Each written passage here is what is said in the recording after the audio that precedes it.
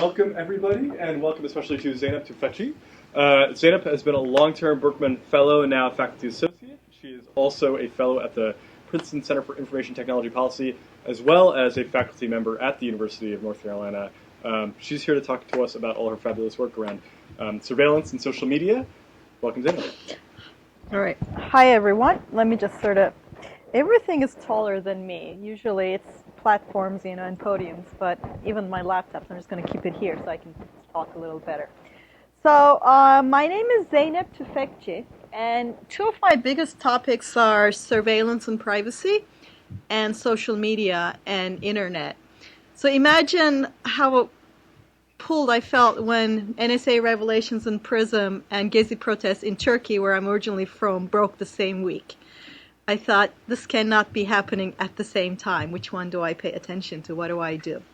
I ended up doing a lot more Gezi-related work. I had already done research on social media and movements in the Arab Spring. I'd been to Egypt. I have published on these topics.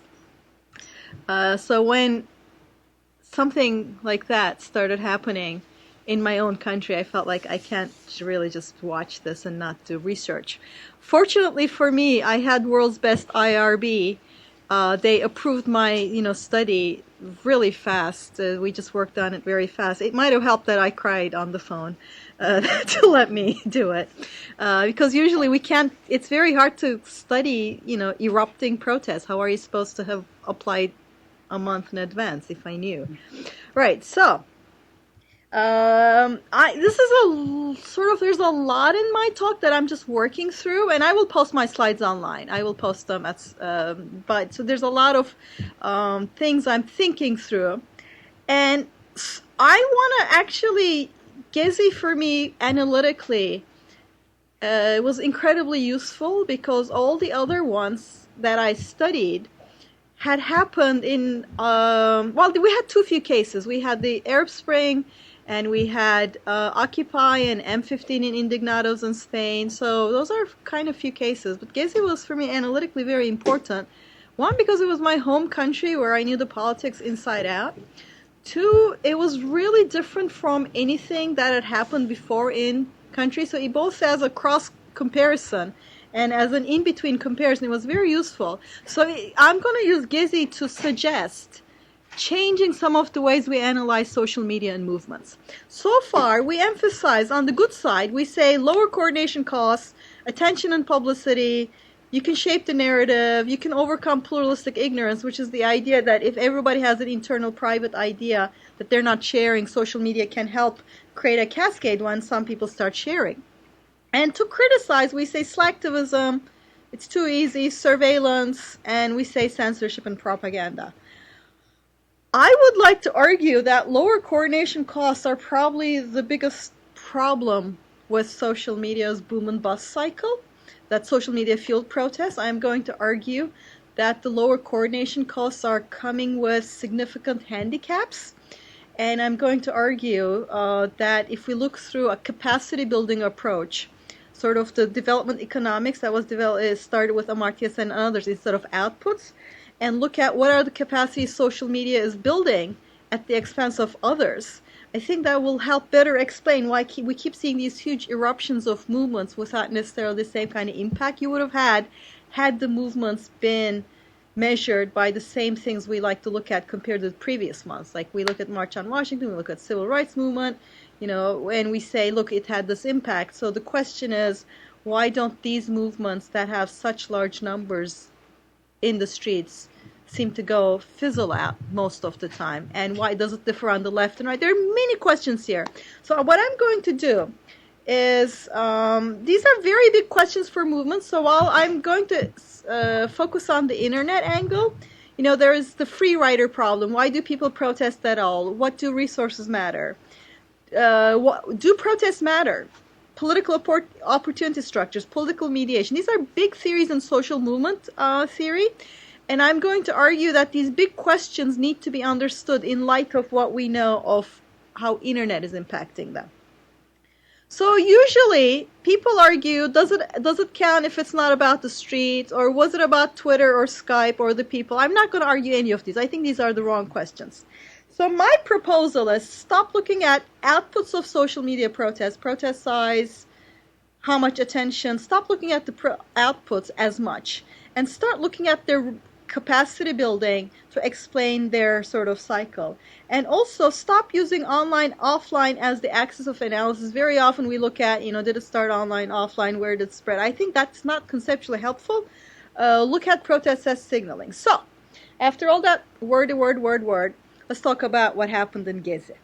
So I'm going to sort of give you a little history of what happened in Gezi and then tie it back to my analysis. So once upon a time, there was this. This is Gezi Park in Taksim. So if you saw this on television, the TVs were constantly on the square, Taksim Square, which is in front of Gezi. That's not where the action was. It was this park. So this park is kind of a lonely bit of green. This is sort of an overview of Istanbul. Now, it's a lovely city. I really recommend you go. And, people ask me, is it safe? I think traffic is the biggest problem, not tear gas. And, you get used to it. So it's this little bit of green in this really overbuilt. Istanbul is wonderful and historic, and a couple of empires have come and gone and lots of interesting history, but it means lots of people have built and built and built. So when they wanted to take that park and make it into this, and this was supposed to be an Ottoman era barrack replica that had once stood there, that they were going to rebuild. So they were going to rebuild old Ottoman era barracks. Except, of course, who the heck needs barracks in the middle of countries, who'd want barracks in Times Square, right? It's like prime real estate. So they were going to make it into expensive housing, like residences they're called, where like hotel-like housing and expensive hotels and a shopping mall. Now, this is a very lively, vibrant area. So building a shopping mall in the one little left park and turning Taksim, a very lively place, into this wasn't very popular. I don't even think it was very popular among the government supporters, and it was more of this vision of our prime minister, Erdogan, Recep Tayyip Erdogan. And people were kind of upset at this as a symbol. So a lot of people from the neighborhood did not like this. They had a small protest. It was maybe 30 people, maybe 50 people. I have interviewed people who were there the first few days. It was not a big deal because we have a fairly strong elected government and very polarized country, and we have some protests. There's a lot of issues, but this one wasn't very big. But then this happened to the small protest. It was met with overwhelming force, right? This is the famous sort of lady in red. She's actually a graduate student, and this is sort of, this picture outraged a lot of people. Why the police sort of using this to obviously not a threat to anyone, and that's just awful stuff. Pepper spray. So people saw the prime minister, not even the mayor of Istanbul or mayor of Beyoğlu, where this park is, kind of wanting this as a sign of this. This is a later Economist cover. They were like this. They saw this as a sign of growing authoritarianism. This is our prime minister made by the Economist into a sultan. This worries about growing authoritarianism. So people took to the streets. People took to the streets in fairly large numbers around the area after hearing of the sort of violent crackdown on a small protest. What happened next was pretty fascinating if you're a media scholar. So Turkish media broadcast networks are, well, basically hobbies and interest groups that are owned by very large conglomerates who make money by doing business with the government.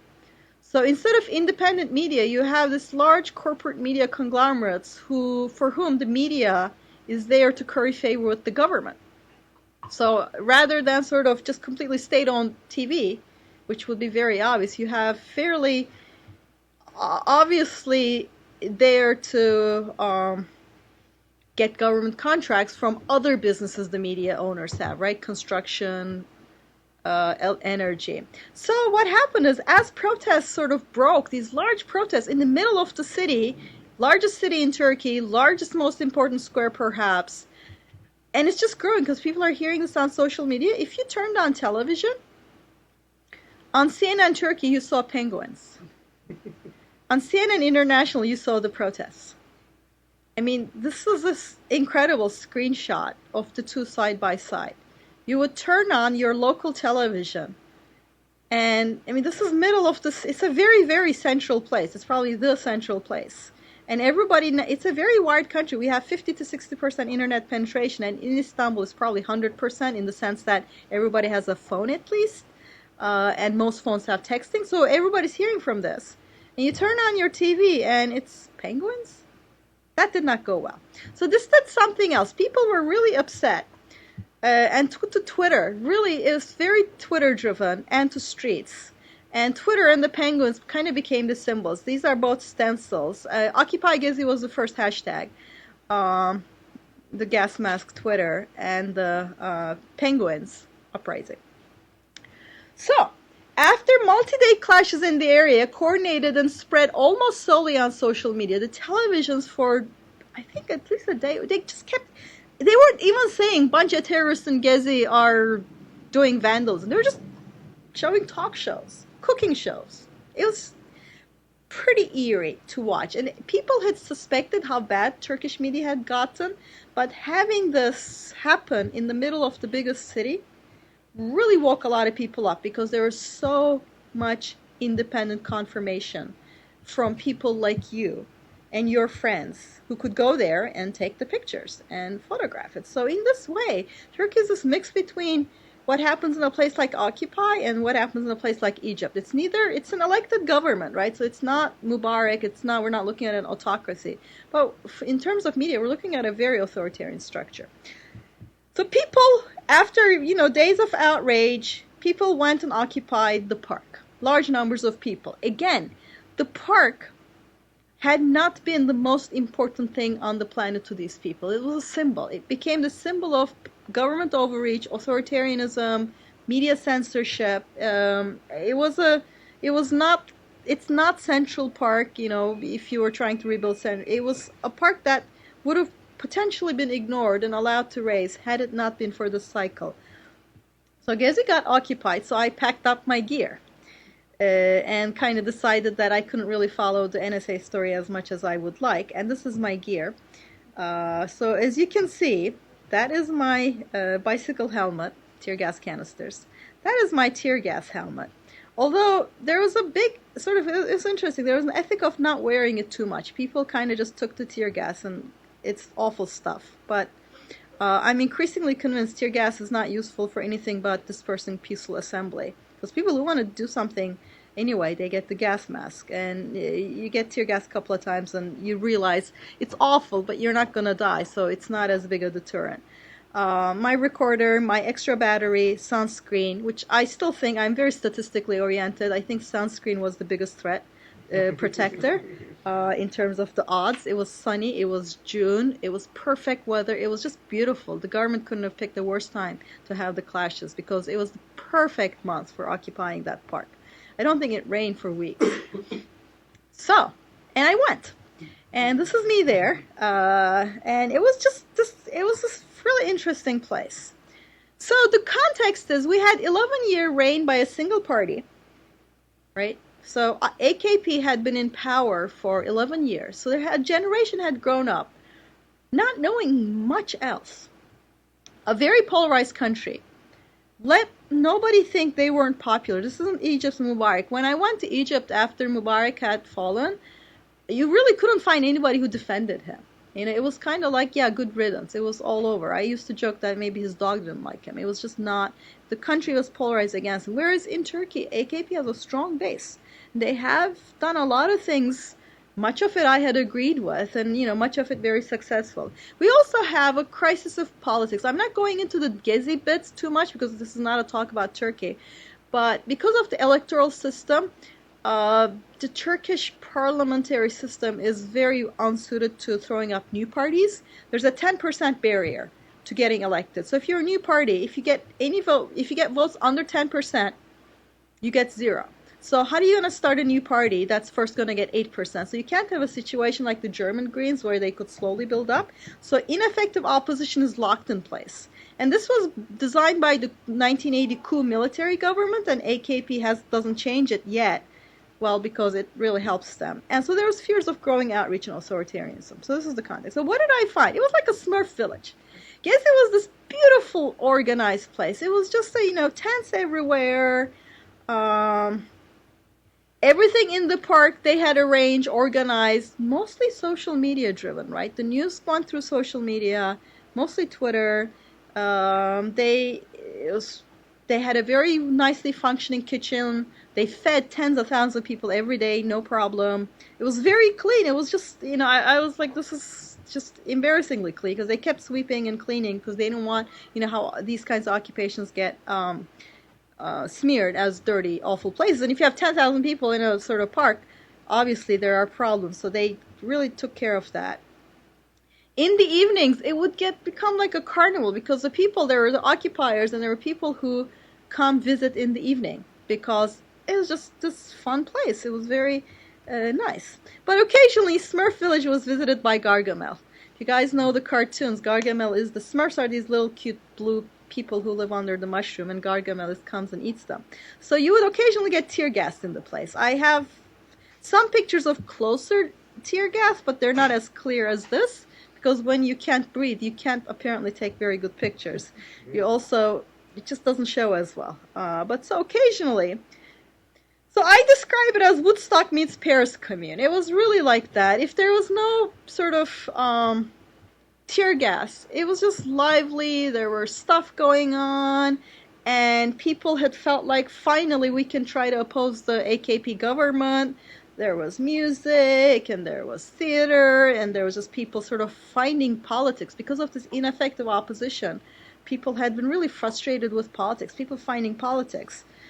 But there were barricades on all sides, going down. If you know the area at all, I counted from Taksim to the Gümüşsuyu area, like 14 huge barricades. So you had crazy stuff, right? This was a Sufi dervish with a gas mask, of course. What else? And a pink skirt. What else, right? It was just this kind of crazy place. If you want döner, that's what we call it. The other people mistakenly call it other things. It's döner. I'm just joking. So you just had to have your gas mask. And it was, the overwhelming sense of it was a one no, many yeses. Now, this is common to many social media field movements. I'm going to argue this is not a coincidence. What do I mean by one no, many yeses? In this particular picture, what you're seeing is the yellow flag is the Kurdish party. The red flag is the Turkish nationalist left. And that sign this guy is making is Turkish ultra nationalist right. Those three never, ever, ever come together. They are not at all, friendly to each other. Kurds and Turkish right-wing nationalists are not known to be the friendliest of people. But they're being tear gassed and water cannoned. And, it makes for great friends. This one no, many yeses kind of comes from, the earliest I remember is the Zapatista movement, which, interestingly, a lot of people trace to the internet field, social media, not social media then, but internet field movements then. There's a long parenthesis. That's when I first came to this country. I went to Chiapas. I was really interested in, is this really internet driven? I was not yet, an academic, but that's partly how I became. And it was this one no, many yeses feeling was, this kind of coalition building was very much there. Although, if you went to sort of the area, there was no internet because it was Chiapas, the sort of mountains in southern Mexico. There wasn't even electricity, but there was an internet network outside that supported it. So one no, many yeses. And I'm going to argue this is a structural feature that comes from the way we use social media. Now, this is a picture. It's a very, very telling picture. I love this picture because this is sort of, they let me take the picture. On your, see, left, right, left, the tall lady is one of the best known transgender activists in the country. And this park is close to sort of what you might call the LGBT friendly neighborhoods in Istanbul. And she was really like, she was forefront of some of the protests and tried to stop on APC, sort of these armored vehicles. So really was highly respected. On the other side, right, I watched this conversation. So this lady, who was from the Kurdish Southeast village, kind of goes to her and says, why have we never talked before? And so she's like, I don't know, we really should have talked before. And they have this conversation, which was really inflected because she's speaking with this really thick Kurdish accent. And he's speaking with the sort of Istanbul queer language. And these people would have never really discussed these things. And it was just, I watched them converse and hug and have this. And I was like, can I have this picture? And they're like, sure. So there we go. So also this is another thing of modern protests is that there's the free rider question. Everybody says, why do people protest? Well, what if the protest itself is the benefit? It was such a fun place these people didn't feel like they were paying a price. It was more like, oh, the protest is great. And I think this is part of the modern protest too. But the costs were real. So as night fell, when police attacks became more likely, people started writing their blood type on their arms. So this isn't, we're not talking, that's why Woodstock meets Paris Commune. And I have personally have seen people being rushed in stretchers after being hit on the head with tear gas canisters. Total 5 people died. Thousands of injured by tear gas canisters. It can go from to the head. It's a serious thing. I think tear gas is, it's not a non-lethal weapon. It's a very, very harsh thing. So when you interview the Gezi people, they all came back to growing authoritarianism, media censorship, and police brutality. Those were 3 themes that came. I interviewed 130-some people formally, and I spent a lot of time just there talking, listening. So what was the Internet's role in this? It was to break media censorship. It was to construct a counter-narrative, and it was logistics and coordination. So, break media censorship. At one point, somebody photoshopped penguins to the middle of the protest pictures, and the subtitle in Turkish was like, come here, CNN. They were trying to lure CNN into covering it. It was just like a lot of jokes about penguins and the censorship. So I watched this. On CNN, there was soccer. On Twitter, there are pictures of people running down Turkey's main shopping streets, like our Fifth Avenue or the Village, more like, being tear gassed. It's just incredible. So there was penguin jokes all around. Penguins in Antarctica watching CNN happening, and in Turkey we're just watching penguins. Actually, they have a Banksy inspired penguin throwing a flower. I brought a poster. I will maybe bring it after the talk. Social media was very important. People were really juggling their social networks because most people went to Twitter, where they could control the conversation better, even though it's more public, than Facebook, where there were a lot more family and relatives. I have heard this in many places. Like, I heard this first Wisconsin union protest where families were polarized around the area, so Facebook was dangerous. So you went to Twitter to discuss it, where, not all your aunts were on there and following you. They didn't really know you. So ironically, Twitter became more central, even though it was more public. And I think this is really telling. People were just sort of seeing the blue bird became this symbol of freedom, and people trusted it more. Complicated reasons, because they trusted not to turn over users to Turkish government more, and probably justified. So protest coordination. For the most part, internet worked. When it didn't work, a lot of local businesses turned open their Wi-Fi. A lot of people had these internet modems in Turkey. It's a very common thing. So there was a lot of, sort of just modems. People texted others who then tweeted for them. Or they would walk to a place with the internet. So you would take a picture and then run away. So a common thing, people sometimes think people don't coordinate protests on Twitter. I assure you, in this case, they did. And I've seen this. People would run to the front lines, fight, get gas, whatever, come back, turn on their phone, check what else was happening. And sometimes when I was in the middle of the park, somebody would ask me, what's going on? I would get a tweet asking from somebody outside the country, asking me what's going on. I'm like, I have no idea. Look on Twitter, because I'm on the ground. I have no, sort of aerial view of the place. When I follow something on Twitter, I have this sort of above the ground view. Andy Carmen talks about that too. Like, the most he confused about a protest in Egypt when he got caught in one. So if you're in the middle of one, it's really hard to see. But once you go on social media, you start seeing. Now, of course, there was a lot of misinformation and disinformation on social media, but people developed very quickly new literacies. They started learning, who to trust, who not to trust. There were some citizen journalism outlets. One of them is great. I will write a paper about them, 140 journals. There's just 140 journals on Twitter. And they started never tweeting anything without a picture. They only tweeted citizen journalist reports with a picture so that it could be verified. And people learn how to verify and look at, all these things. It was just this amazing protest. Now, why didn't the Turkish government turn off Twitter? Lots of reasons, but it would not have been to their advantage to do so. I think that it was not just good-hearted, I think it was wise of them, because you will get a lot of pushback for that.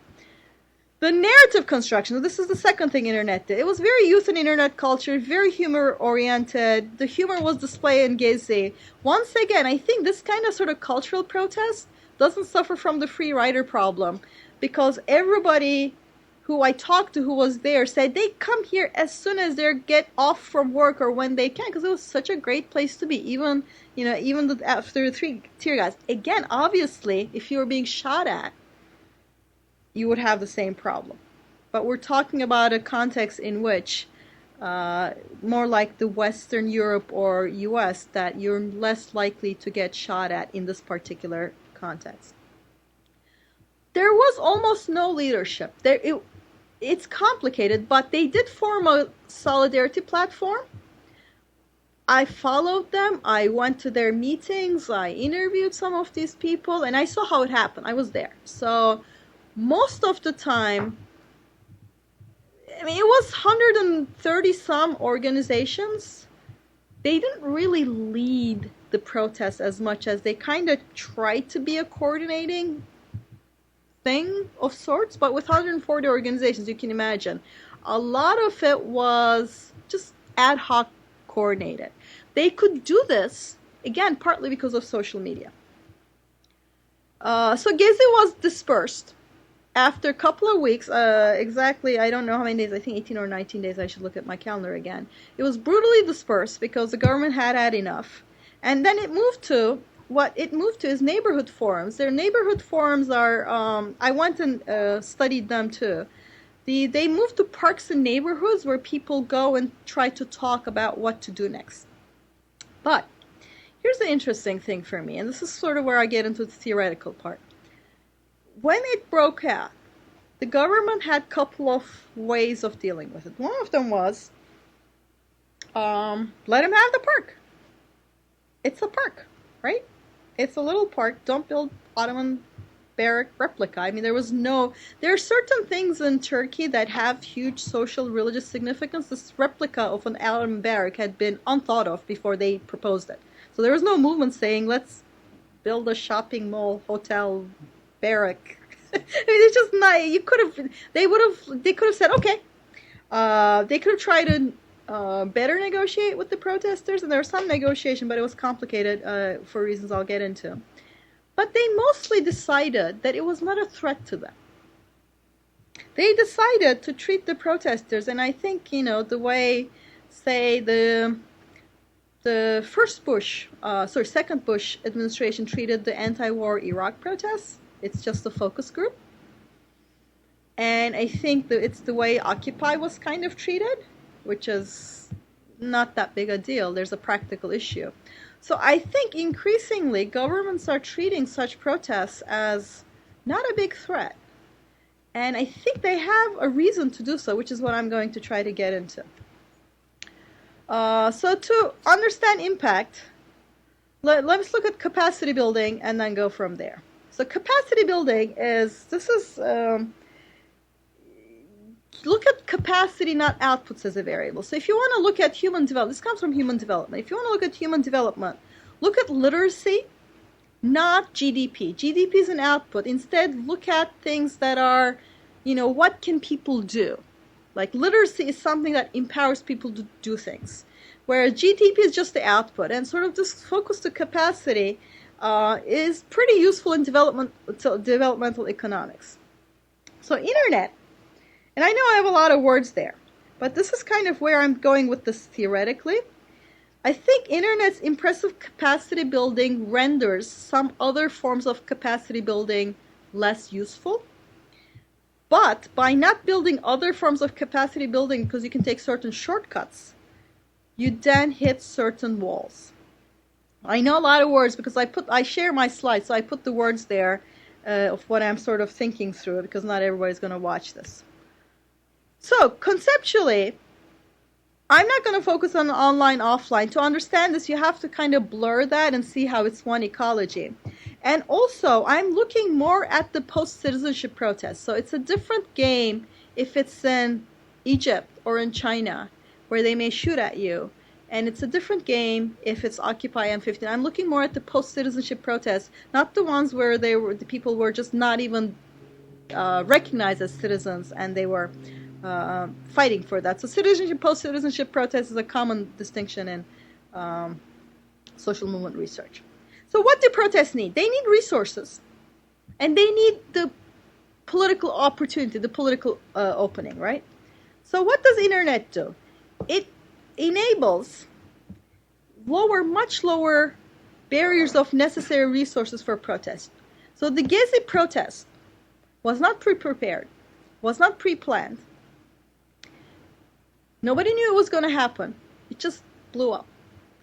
January 25 in Egypt, there was a Facebook page, and there was a Facebook page. I mean, the people in January 25, 2010, there was a protest. It's actually their annual protest, and there was like 150 people and 3,000 police. So you know how that goes.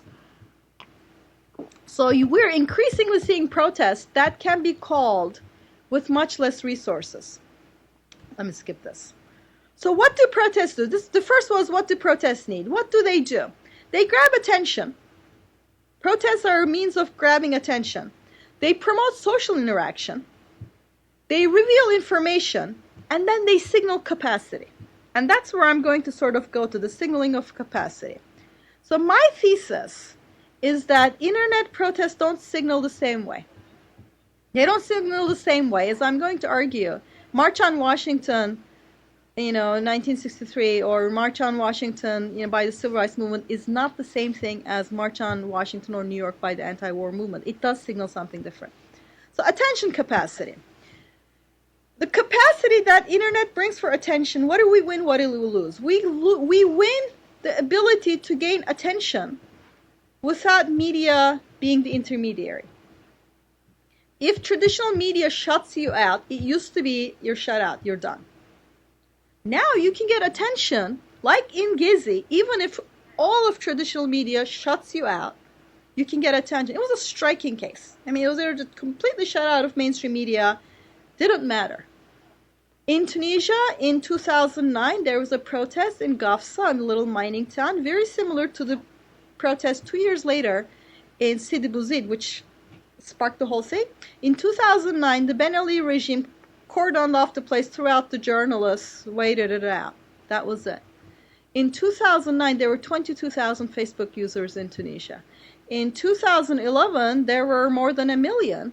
He tried the same thing with the Sidi Bouzid. It did not work. So there's this mass media bypass. But when you used to not bypass the media attention meant something else. It signaled elite dissent and buy-in.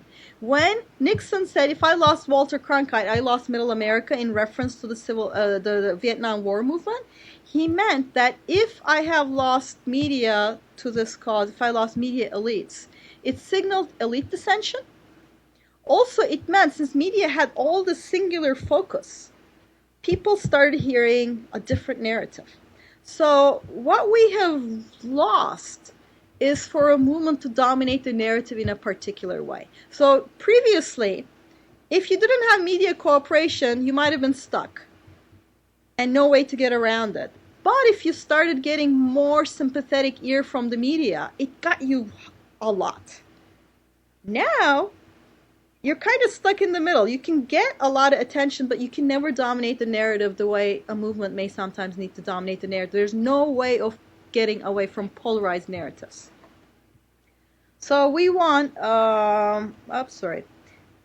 So we have increased tactical capacity to grab attention.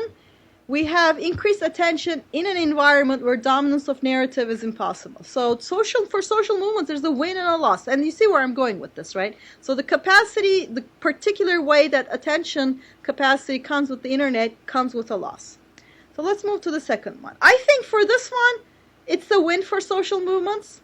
There's a lot more opportunity for social interaction. Protests, traditionally and by research, matter most because people meet people like them. People feel empowered. People find friends. And I think with the internet and offline, internet is a homophily machine, right? You want people like you can find it. The only downside might be now it doesn't just work for movements you like, right? Anti-vaccination movement, that's where they clump. We go yay to Egypt activists and we go boo to anti-vaccine, activists. But both of them found each other kind of very similar, protests and offline. It's the same homophily mechanism. Tea Party and Tax Day 2010, it's where a lot of them found each other. So protests, both online and offline, this is their social interaction. So I think for social movements, it's a global win. On the other hand, it means there's going to be a lot more social movements, because if you want a social movement, you will find people like you. So win, much, much more, many more stronger movements. Loss, much, much more, many more stronger movements. In this one, I think we're there. So information revelation, this is the third capacity.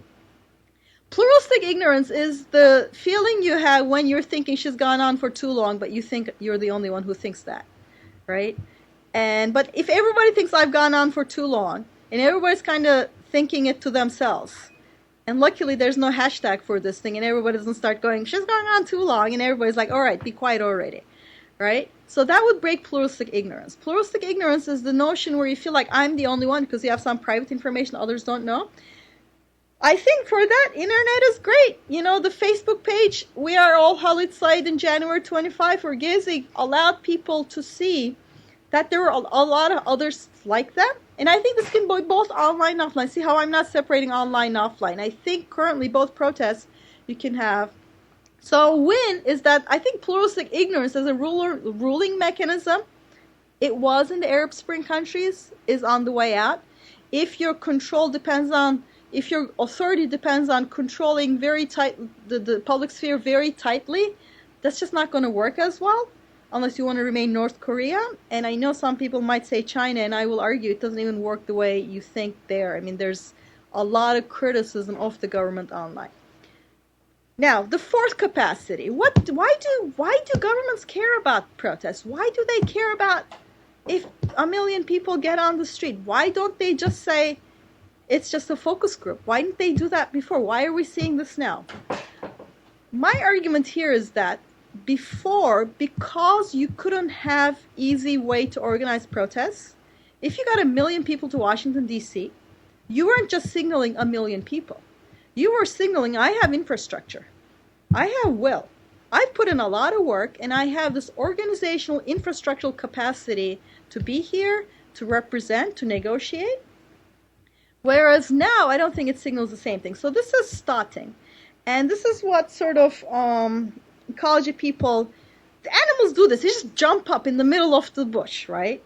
Now, why the heck would you just jump up? Are you saying, hey, lion, hey, tiger, me, eat me? No, that's dumb, right? I mean, this is common in many animals.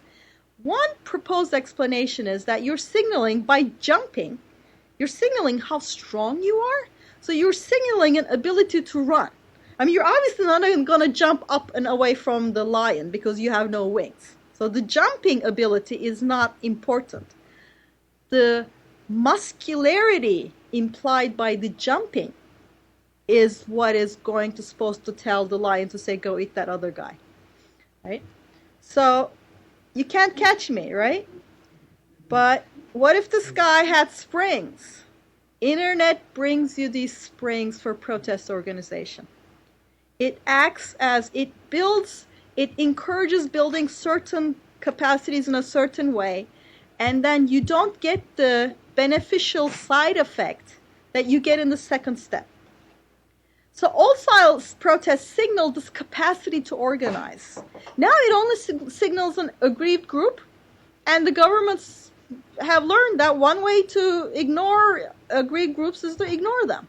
And if they're not really signaling any organizational capacity, they're done. So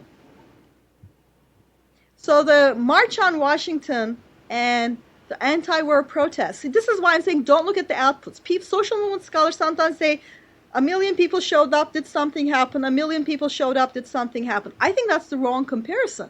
It's not the same thing if 1 million people show up then. And this is the New York the February 15 protests that happened in New York. I was there. There was a lot of people. I thought, wow, can they really ignore this?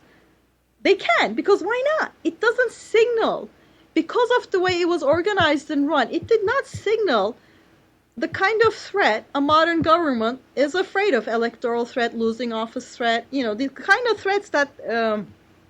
Now, I also want to argue, I am not making what economists call a cheap talk argument, where, talk is cheap, it doesn't signal anything, because a lot of the protests do have real costs. I mean, people in Gezi, they're being shot at, it's not, they're being shot tear gas canisters. Even if there are costs, the cost doesn't necessarily signal capacity to hurt the government in a way it cares. So it's not because people are afraid or, unwilling. So I think slacktivism completely misses the point, because it concentrates at the cost. But look at it by saying, if you just post something online, it's easy. That doesn't signal cost. Look at Ai Weiwei. He's just posting online. How easy, right? But he's signaling a capacity to dissent under really harsh conditions, even though he's just typing. So the act of typing, whether it's online or offline, is not the right metric for whether something is there. So I've coined network internalities. If anybody have a better term? This is work in progress. Capacity building that comes through network and infrastructure building.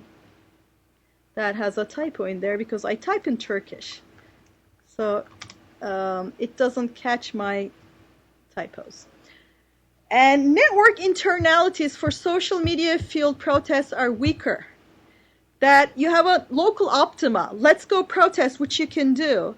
That sets you up for the later thing you can't climb higher, you get stuck there. And there's a difference on the left and the right, because there's a long cultural tradition that the left has been dealing with, that social media is now allowing it to not deal with, so this goes back to the 60s, in which the left has become left-inspired, let's say. Left-inspired protests have become wary of leadership, representation, delegation. There are many, many tensions. If you see studies of Occupy, they were not going to have spokespeople. They were not going to delegate. I saw the same thing happen in Gezi, which is striking, because in Turkey you never have, you don't have it. But by sidestepping those, social media is allowing them to sidestep tensions around how do you delegate, how do you negotiate, how do you represent, because they can just organize things online, the protest coordination. You can serve 10,000 people food every day without electing a leadership or having an authority, because you can just do this. In the next step, though, when government comes to try to negotiate, I've seen this in Gezi. The negotiations were this huge disruption to the Gezi side, because they couldn't internally deal with how do we negotiate? What do we negotiate for? And my argument is this is why many movements are stuck at no. This is why social media fueled protests tend to be this one no, many yeses, because whatever coalesced the original protest is the only thing that has been kind of negotiated because you showed up. Social media allows them to sidestep creating the network internalities that would allow them to actually figure out where to go from there. So they keep fizzling out. M15. Now you can see I'm not making just an internet argument, right? There's this huge cultural tradition in the left of trying not to have representation. Whereas if you look at the Tea Party, there's a great paper out, and I will tweet it out. There's a great paper out in QJE that looks at how the Tea Party protests became the center for what I would call capacity building to challenge primaries. But the Occupy people were like, we're not going to challenge primaries because that would mean electing people, and they weren't going to elect people. So this isn't happening in a vacuum. This is happening in a multi-decade cultural shift in the left that starts with the 60s. So to sum up, lots of words which I'm not going to read. But see, my argument is that capacity building, looking at the process of capacities rather than outputs, how many people show up, helps explain why we have this repeated cycle. When it was just the Arab Spring, I thought it's Middle East, Egypt, so autocracies. When I saw it in Spain, I thought, okay, I love Spain. I love, my Spanish friends, but, Spain. So I thought maybe they just can't sort of organize this. And then Italy, and then Greece, and then UK riots, and then Occupy. And I'm thinking, wow, they keep having the same pattern. And I was trying to get at this analytically. Now, and when I saw this happen in my own country where there had never been a spontaneous protest, you just don't have, you have them all top down. You have them all organized. And so very common things to Gezi protests that I had seen elsewhere, I thought, okay, social media here is part of what's driving the similarity. It was sort of this analytic nail in the coffin of why we have these boom-bust cycles. Okay, I know lots of words and talks, but I'm very happy to just sort of thinking this through. Questions, comments, feedback, criticisms, very welcome. And Amar left for class, so I'm moderating my own. Yes. Yeah, so you talked about the important role of Twitter. Did other social media platforms play a role as well? Because yes, they did. Yeah, because I remember I was following like the protests on WordPress or Bambuser. There was a lot. So right. Twitter was the key because the protest was very mobile. And because this is Istanbul, a lot of people had smartphones and the people learned how to text via Twitter. And also Twitter was very important because these things have cameras. This is what, the network individualism theory. You have a camera, you have it with you all times in your network, right? So it was perfect platform for it. Also, the Twitter gained the users' trust. Facebook was also important for sort of longer conversations and conversations among families and friends. And there's Tumblr played. People started collecting pictures, humor. There was a lot of that. There was some live streaming. So Bambuser came, people learned how to use stream, and Bambuzer's blocked in Turkey. It's not political. It started because of soccer games that were soccer games are licensed, so people were broadcasting them. But I would say most people I talked to said they relied mainly on Twitter because they trusted it in terms of vis-a-vis the Turkish government. And they also saw it was this good combination. You wanted something lighter weight. There's a lot of blogging, there's a lot of discussion. So, but it was, if there was a Twitter-led, Twitter-fueled revolution, it's not a revolution, but let's say protest or uprising, this was really it. In Egypt, when all this was happening, Twitter was a couple % of the population. It was still key. It was a key bridge. Twitter played a role from Egypt to the rest of the world. So it was very important. Here, in Egypt, in the January 25 protest, Twitter wasn't used as much among the activists. Here, it was used so much among the people. It was the way that people talk to each other. So it was a horizontal tool as well as a bridge. But if you look at sort of Turkish occupied tweets, not that many in English. Because unlike Egypt, Turkey is not a client state. We don't really need to appeal to U.S. to do something, whereas Egyptians had a very rational reason to appeal to the rest of the world. It's not a client state. Turkey is not a client state. Second thing is Turks don't as well speak English. The third thing is we don't really, the hashtag got dropped very quickly. So from the outside, it looks like, and this is my sort of caution against big data analytics of this stuff, I don't think you can get at how significant Twitter was to this whole thing if you're looking at through classic big data methods like hashtags. Because people had outside of hashtag wars, they weren't trying to get at it that way. But, Dave.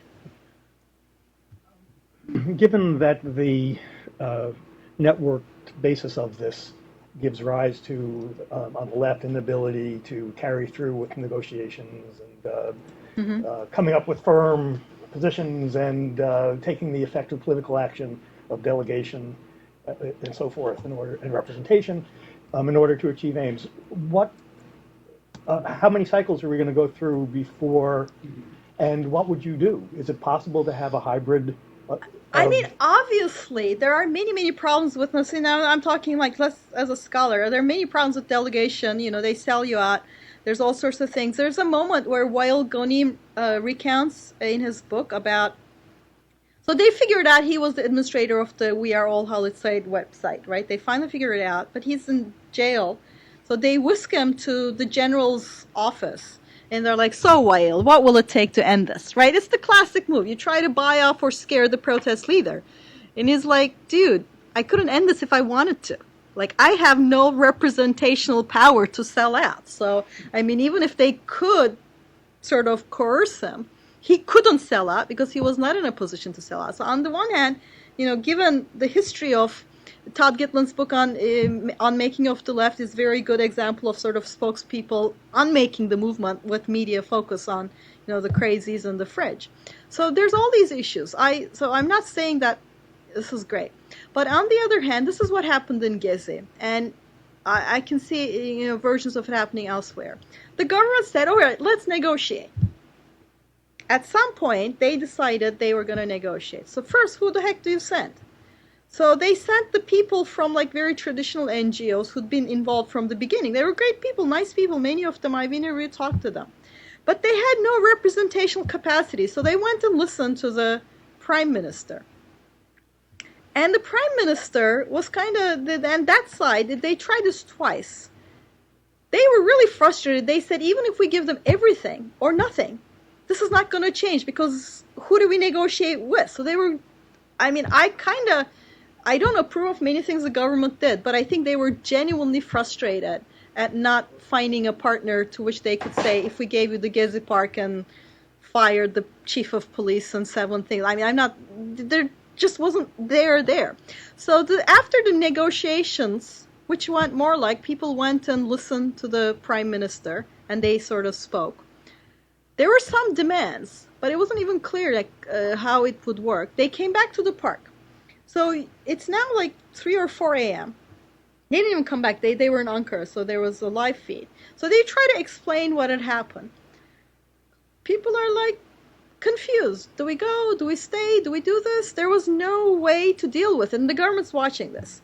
And then the next day, they try to create these little forums that they wouldn't talk, but how are the little forums going to discuss or decide if they're okay or not? And then at one point, some parts decide, okay, we'll take this and sort of unpack and go. And then there's another part that says, we're not going to unpack. And the government's looking at it and says, nothing we do. They just told us they were going to unpack. They're getting frustrated. Now, people sometimes look to things like the Zapatista movement saying, oh, look, it was all consensus. And let me say 2 things. One, I went there to watch that process. It was a very not 21st century or 20th century model of consensus. You're in the same village your whole life with the same 100 people. And by consensus, you mean a lot of social pressure, right? So it's not like, and they voted for, they voted when they couldn't agree. The Zapatistas voted. I don't know who the heck still keeps saying they when they couldn't agree. And they often came to a consensus through social pressure. Social pressure does not work in the modern city where people can just show up and say what they want. So where will we go with this? I have lots of wishes, but it can't just be technology. There has to be this recognition on left-inspired movements that if you cannot ever delegate or negotiate, then you can be stuck at this no. And if that's where everybody wants to be stuck at, I guess we're stuck there. But I think that explains the right isn't like that. And I think both in Europe and both in the US, we had these huge left-inspired protests. And yet, it's the right that is using social media to clump, organize, and make really significant strides. In the US, they have blocked one president's first-term agenda, mostly, and they're derailing the second. In Europe, they're clumping together and getting elected into the European Parliament. And meanwhile, you have indignados in Spain, where there's, 20, 30, 40% unemployment, depending on the age group, and they cannot get their act together or do something and have an impact. It's really, I don't think you can explain this it's this feeling of cultural existing trends and not having to deal with it because social media allows you to sidestep some of those tensions. And, the big visible protests are left, the big visible gains are right-wing, partly because of the cultural element to all this. Yes? You mentioned that there were about 150 different social groups involved in the movement. So if you look at the history of and the culture and the usage of social media, and based on the interviews, what did you find the relationship between how they organized this protest versus how they were doing? So the 150 groups had a name. They did not represent the people on the ground. So I would go to the meeting of these groups, and there would be 150 groups represented on paper. There would be 13 people. I mean, obviously. And the movements were just kind of, they formed the so-called leadership, the solidarity, because they existed. If you talk to the people, many people said, I am not here as member of a movement. There were some people on the ground who were members of movements, had experience, they were important, and they played very important roles. But overall, the protest was largely driven by, participated by, and was kind of this outpouring of people who had not been members of traditional NGOs. So the traditional NGOs were really left behind. They had no capacity to lead. They didn't even understand. They kind of came onto the scene last time. And this was the first time in Turkey. When the Arab Spring happened, and sort of the January 25 happened, a couple of months later, we had a huge protest in Kurdish area, Diyarbakir. So people started calling me and saying, Kurdish Spring. I'm like, well, 1 million people in Diyarbakir, that's a different thing because they're organized. I mean, there's a there's a counter structure there. There's a group, there's a political party. So we always had 1 million people show up. There was nothing new to that.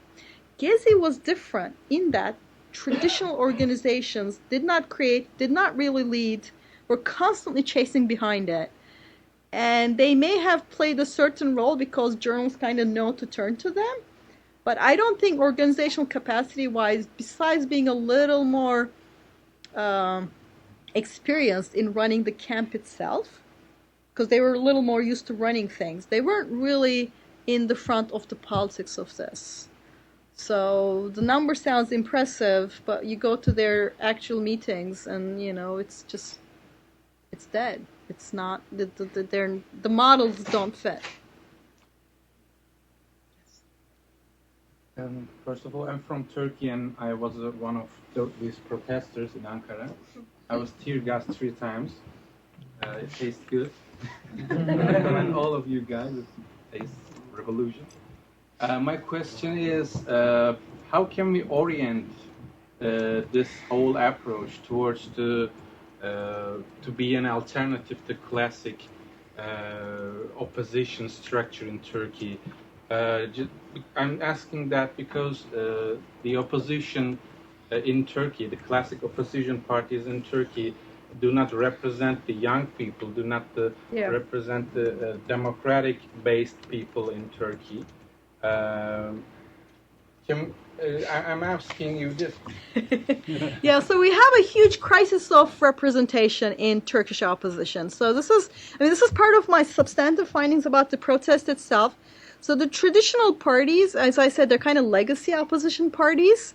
Their views are not very representative of the kind of views I found on the ground. There's a young generation very much used to sort of pluralism, for example. Like the traditional Turkish parties are not very big on pluralism. There's the sort of social democrats, but they're kind of social democrat nationalists, and they're very much like my way or highway in their worldview.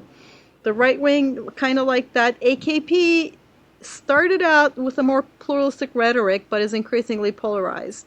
So there's no, for example, political party that represented the live and let live ethic I found among the Gezi protesters. It was very much live, let people come. For example, there was no polarization around, say, an issue like should someone wear the headscarf or not. They were like, if they want it, they should. If they don't want it, they shouldn't, right? You know how you talk to a lot of young people and you talk about gay marriage and they're just shrugging? It's kind of like that. There's a lot of shrugging of old-style Turkish politics say the headscarf was not a big deal. But they're not represented in parliament, in any political party. And I think the electoral system blocks the new parties being formed because of the 10% barrier. Now, also though, these people don't necessarily want an institutional representation because they too have kind of acquired this cultural allergy to representation because they look at representational electoral politics and they see corruption and non-representation. And I think this is just part of the broader problem. There, we've got sort of this global problem. I wish I had an answer. Yes, do you? And in the community that we should do something. Yes, people there's a trend to... in Turkish community that, and these people did government get into the line, and these people did get government media into the line, and it would be an alternative. It must. Well, as I said, found some way. Right. So for politicians, I mean, this is very clear, right? In a sort of country in which you have some sort of electoral system, even if not a perfect one, the thing that motivates them is losing their office. And if you are not threatening that capacity, at some point they are going to successfully ignore you. That is just, I don't really have what they should do as my answer, but that's just sort of, if you look at it, that's where the weak point of the system is. And in different countries, it plays out differently. In the U.S., it's the primaries that are more open. In the U.S., it's, in Europe, it's the parliamentary elections, depending on your country. But very clearly, you should adopt the American model because that's working really well. well. That's so well. You had your hand up for a while. Yeah, I know. That's great. I know. Are we, defaulted yet? Yeah.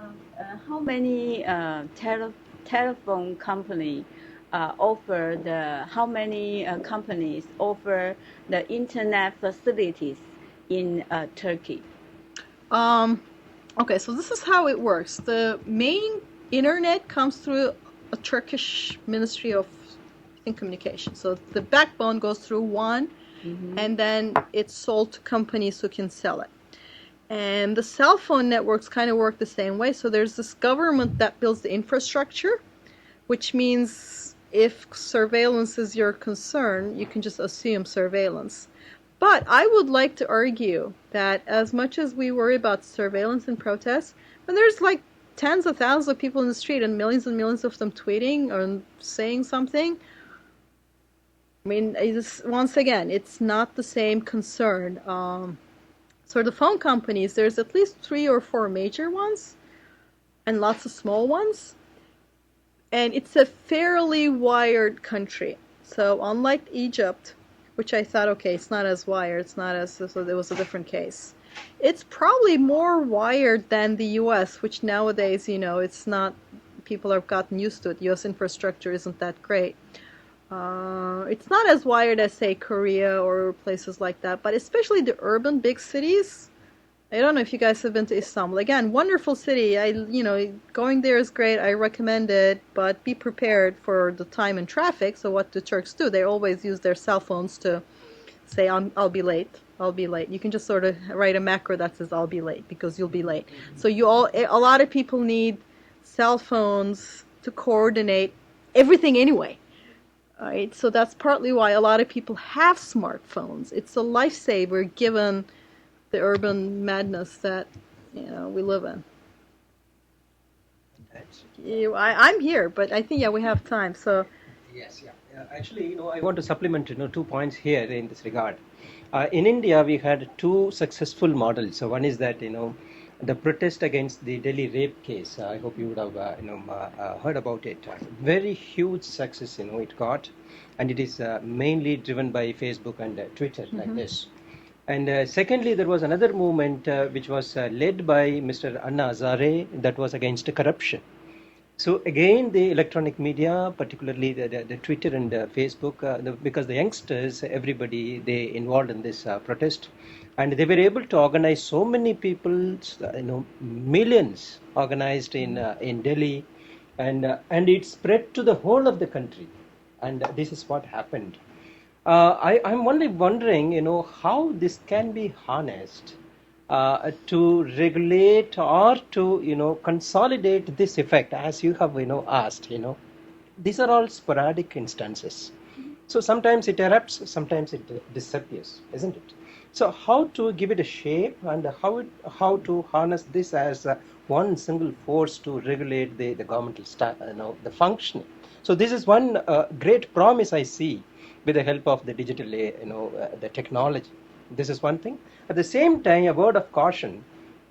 A bad model happened in India. That is, the Northeast, the people, they work in different areas in India. There was a rumor that they have been harassed, they have been killed, all those things, and immediately this rumor got spread everywhere with the help of SMS, Twitter, everywhere. Great panic, and all of a night, within a same night, everybody wanted to go back to Northeast. It's the same dynamic. I mean, this is, people forget about this, but the biggest act of sort of non-state terrorism since 9/11 happened in Iraq because of a YouTube video. So there's a case in Mosul. There was this near Mosul, the Kurdish areas, but there's a small group called Yazidis who are very sort of closed, complicated reasons, but let's just say that the deity they worship sounds the same, has the same name as God in Islam, so that does not make for great relations in that area. So a girl had run away, a Yazidi girl had run away with a Sunni boy, and this was like a big no-no in that community, very insular, also very protective and scared. So they found the girl, they dragged her back, and it was awful, stoned her to death. But even, just awful enough, people captured it on their video, the people who did it, and posted it on YouTube. And then this got out, and this created this sort of cycle of outrage. And then back then there was Al-Qaeda in Iraq, and then used the cycle of outrage for car bombs, which killed almost 1,000 people, which is an enormous number if you think about the size of the. So, I mean, I've been saying this, is the internet good or bad? Yes. I mean, if you want to get out a certain piece of information that they're trying to keep you from getting out, it works like wildfire. But it also works for wildfire if that piece of information is going to really have destructive effects. Do you have your hand up?